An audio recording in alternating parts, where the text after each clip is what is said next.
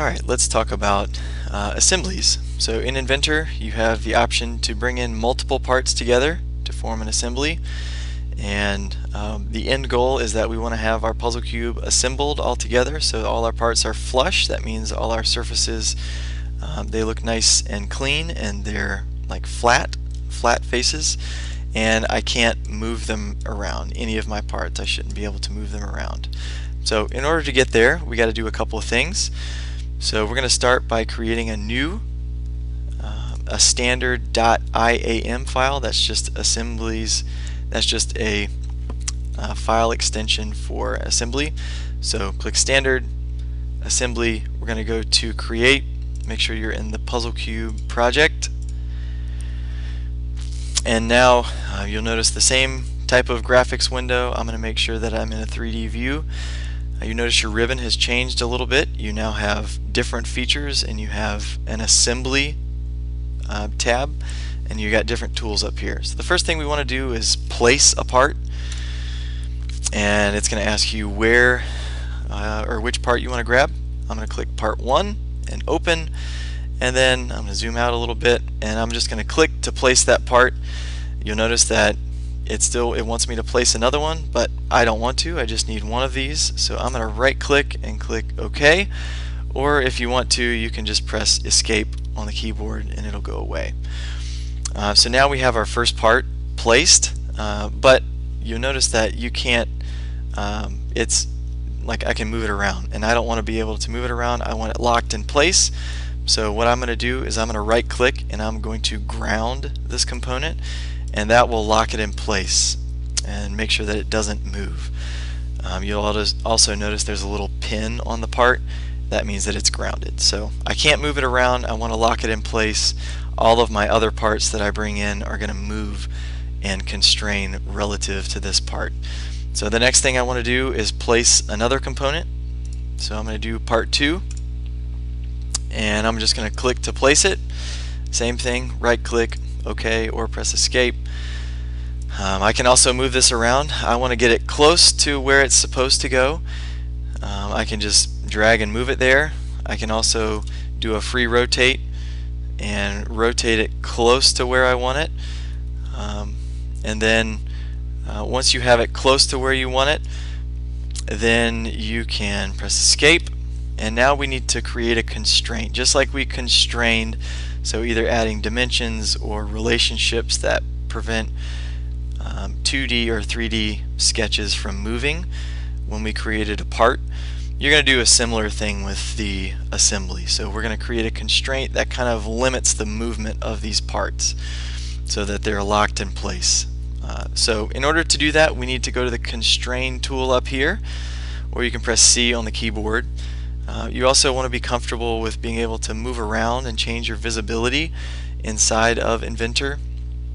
So you can do that by pressing Shift and pressing down on the scroll on your mouse. That will allow you to orbit pretty easily. You can also zoom in and out with your scroll on your mouse. So what we're going to use are some relationships. We're mainly going to use this mate and flush tool, which is under the mate right here, and that's all we're going to learn right now. But there's different kinds of relationships or different types of relationships you can use to constrain.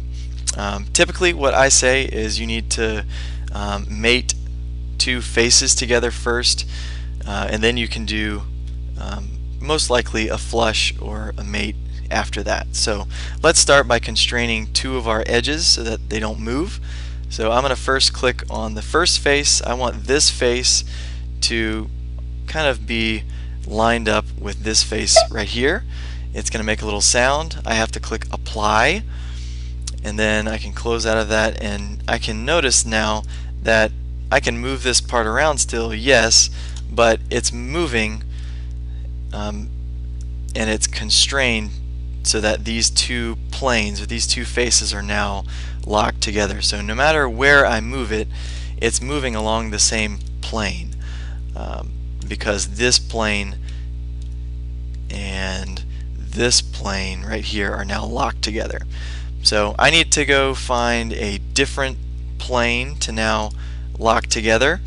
So let's try actually flushing two of these faces together. So we did a let's see, this the YZ plane that we locked together. So now we're going to do a plane that's on the XZ plane. It's in a different direction, and so it's going to lock it.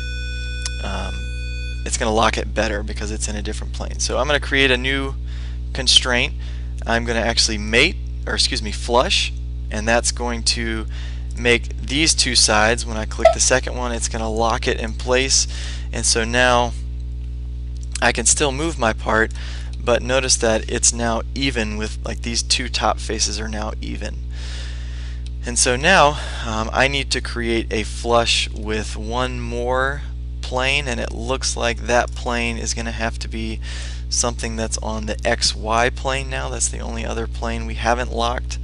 So I'm going to constrain and flush something so that these two faces are now locked together, and this is a plane that's on the XY, and it's going to lock now my part in those two planes so that now I can't move this second part at all. It's completely locked in place.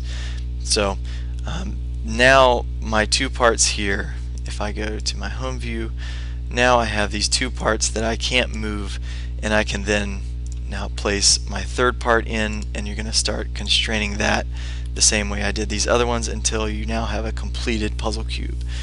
And then you can submit that the same way you did with your parts. You're going to use your final product. You can add some dimensions using the annotate here. Add a dimension, and then you're going to go to File, Export as a PDF, and then you're going to submit that file. So there you go. Assembly Files 101.